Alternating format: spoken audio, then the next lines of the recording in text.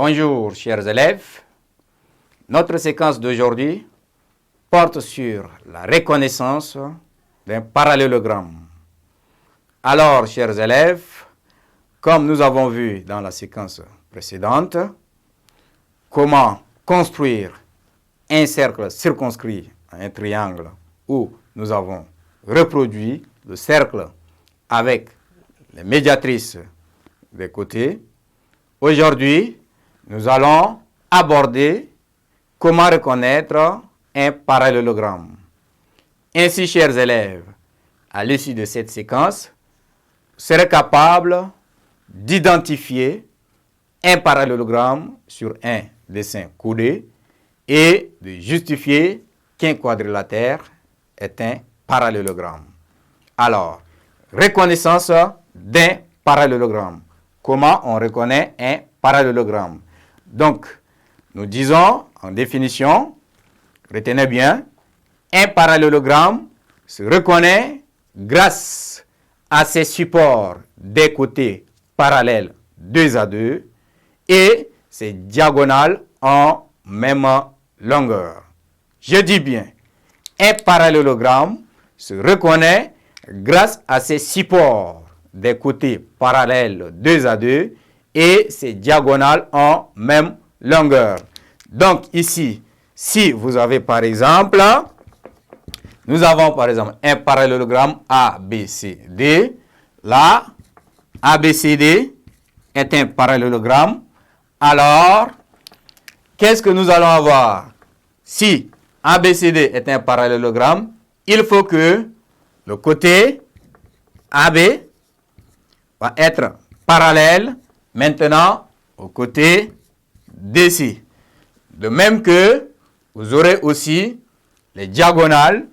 Par exemple, AC va être égal maintenant à DB. Donc, nous allons reproduire notre parallélogramme ici. Donc là, vous avez votre traceuse. Donc, vous êtes là. Voilà. Ici, vous tracez là. Donc, à partir de là, vous reproduisez votre parallélogramme ici. Et là aussi, vous êtes là. Donc, voilà.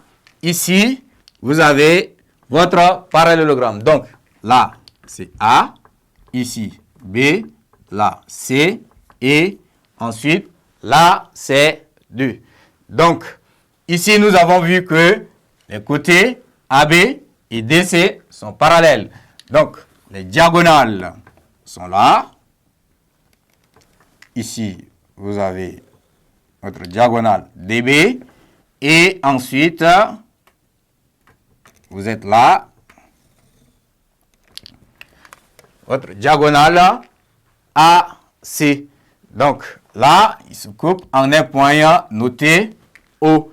Donc, ici, nous constatons que, voilà, AB, cette droite-là est parallèle à DC, de même que la droite AD est aussi parallèle à BC.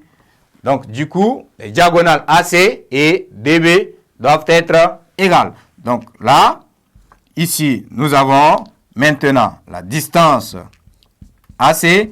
Il doit être égal maintenant à la distance DB.